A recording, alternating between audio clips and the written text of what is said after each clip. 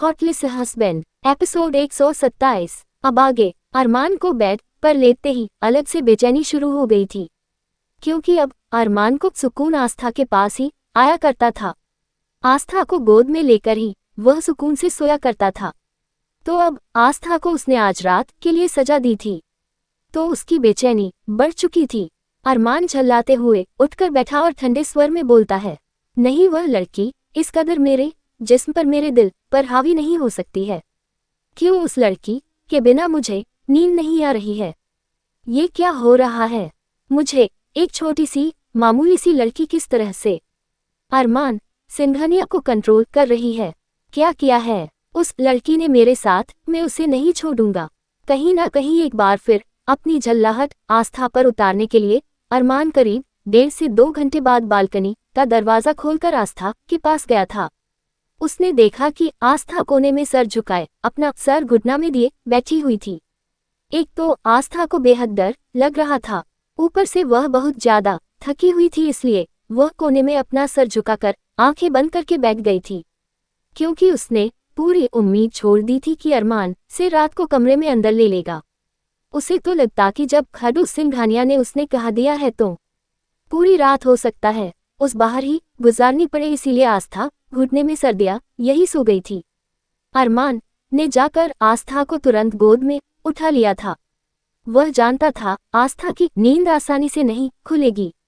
अगर वह गहरी नींद में सो गई है तो उठाकर एक बार फिर वह उसे बेड पर ले आया और सीरियस एक्सप्रेशन के साथ उसे देखते हुए सोचने लगा, यह मुझे हो क्या गया है?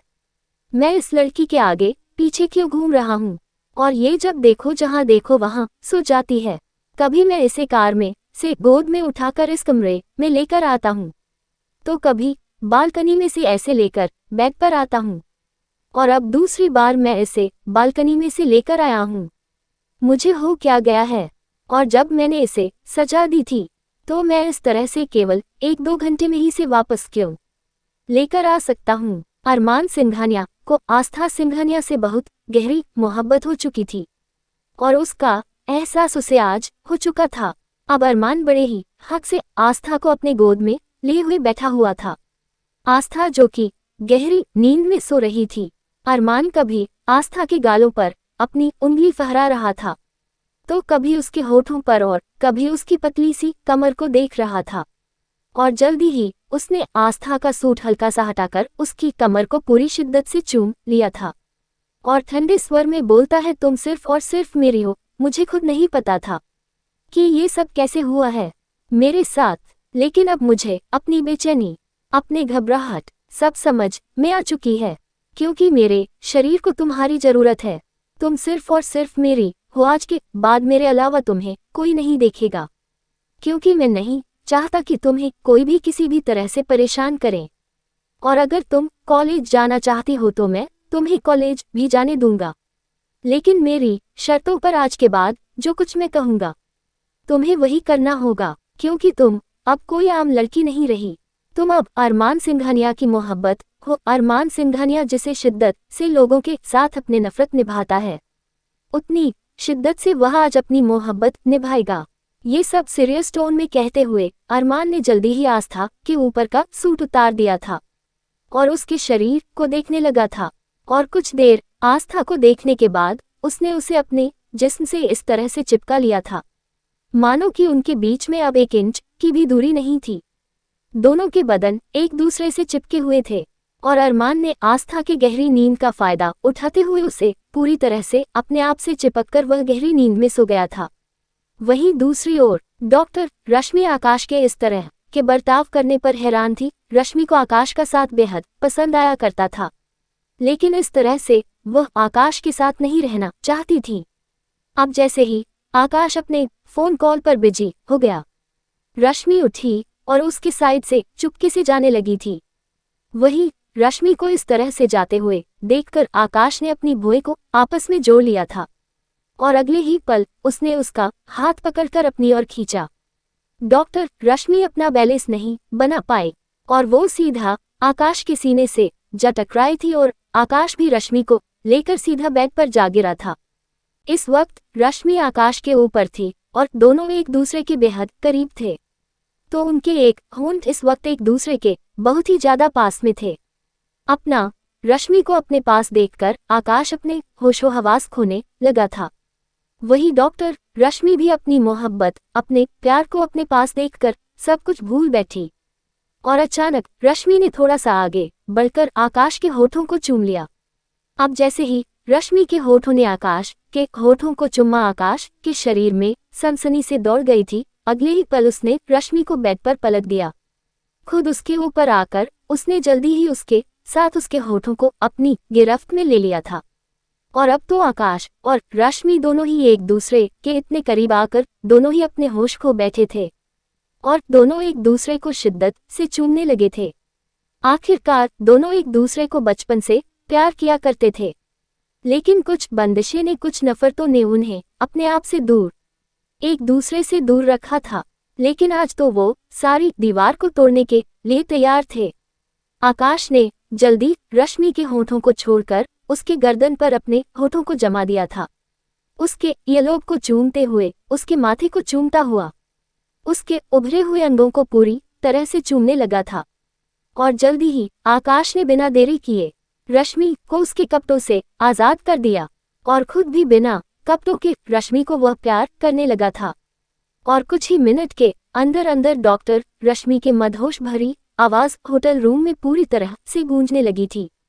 और जैसे जैसे डॉक्टर रश्मि की आवाज आकाश के कानों में पड़ती, आकाश और भी ज्यादा वाइल्ड हो जाता और वो पूरी तरह से रश्मि को प्यार लूटाता है। और अब डॉक्टर रश्मि में जो कि आकाश के प्यार में अपना सब कुछ खो बैठी थी, उसे किसी तरह का कोई होश नहीं था और उसने आज अपनी मोहब्बत को पूरी तरह से पा लिया था। और दोनों एक दूसरे को ना जाने कितने घंटे तक इस तरह से प्यार करते रहे और एक दूसरे के ऊपर बिना कपड़ों के वह इस तरह से सो चुके थे। वहीं दूसरी ओर अबीर सिंह राठौड़ को पूरी रात नींद नहीं आई, क्योंकि रह रहकर उसकी आंखों के सामने आस्था का मासूम सा चेहरा, उसके बोलते हुए होंठ, उसकी आंखें बहुत याद आ रहे थे।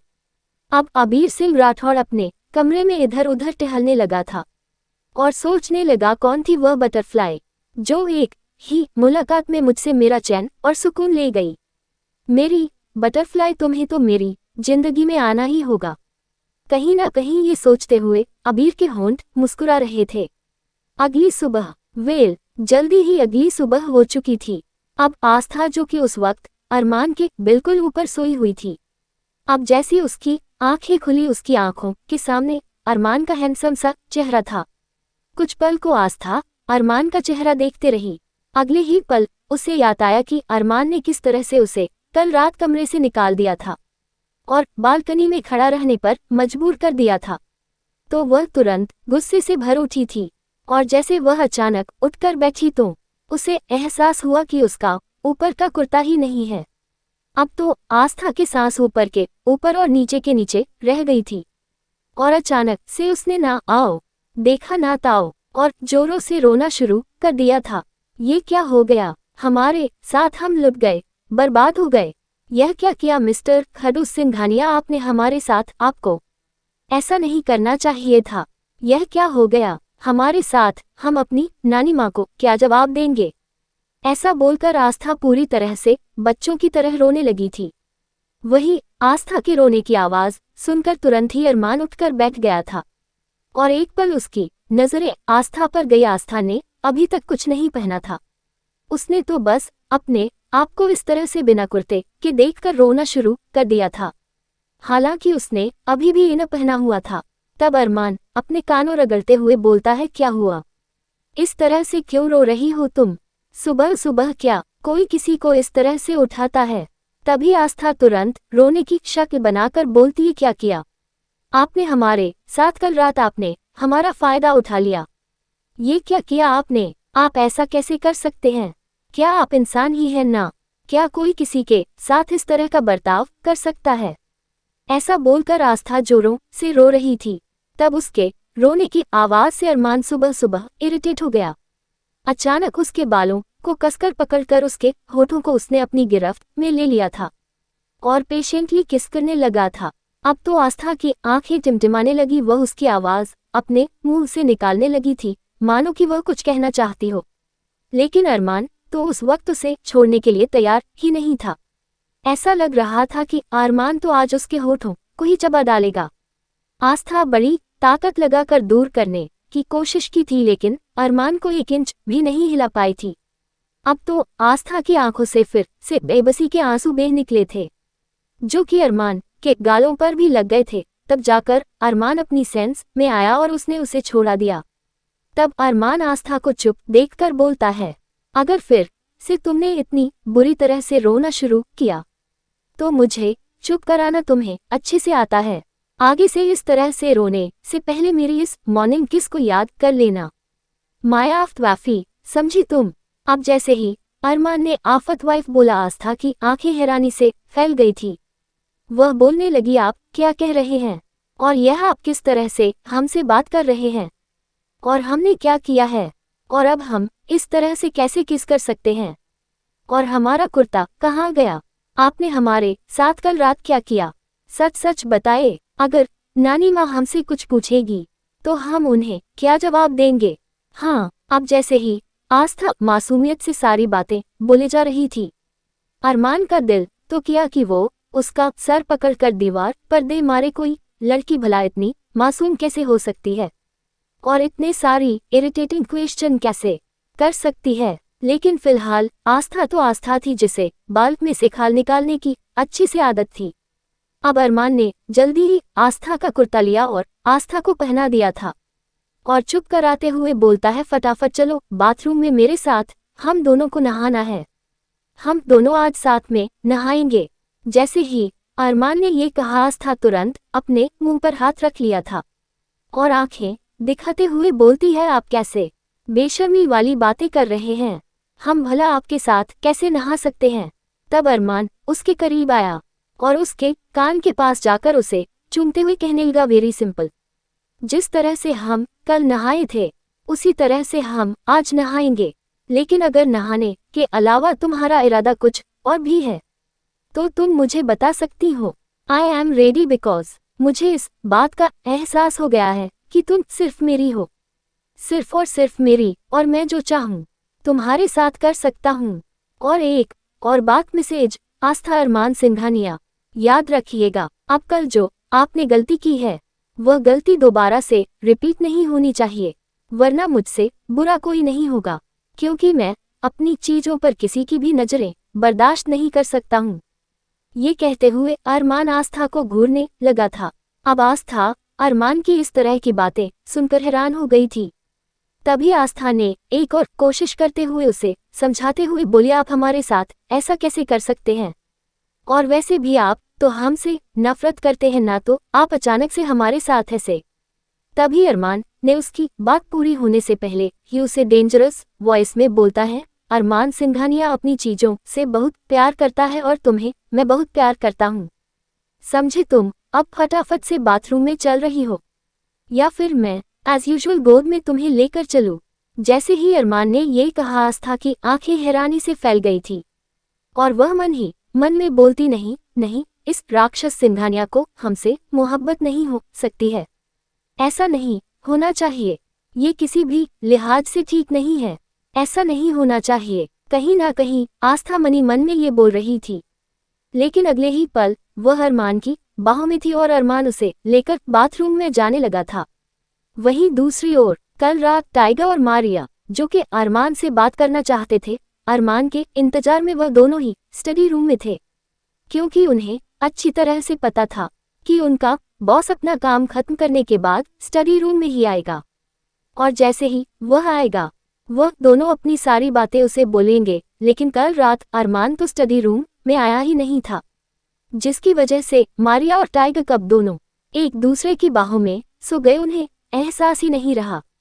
इस वक्त वो दोनों एक दूसरे के बेहद करीब थे। एक पल को दोनों ने एक दूसरे को देखा, क्योंकि दोनों की आंखें एक साथ ही खुली थी। अगले ही पल मारिया उठकर बैठ गई थी, क्योंकि वह दोनों स्टडी रूम के फ्लोर पर ही सो गए थे। टाइगर को अपने इतने करीब देखकर मारिया की आंखें एकदम सर्द हो गई थी। वही टाइगर का भी कुछ ऐसा ही हाल था और अपना गुस्सा उसने कहीं और नहीं बल्कि स्टडी रूम के फ्लोर पर उतारा था। दोनों ने एक साथ पंच बनाकर उस स्टडी रूम के फ्लोर पर ही दे मारा था। मारिया गुस्से से टाइगर की ओर घूरते हुए बोलती, तुम्हारी हिम्मत कैसे हुई मेरा इतना करीब आने की। ऐसा बोलकर मारिया ने उठकर एक पंच टाइगर के मुंह पर दे मारा था। आगे की स्टोरी अगले एपिसोड में।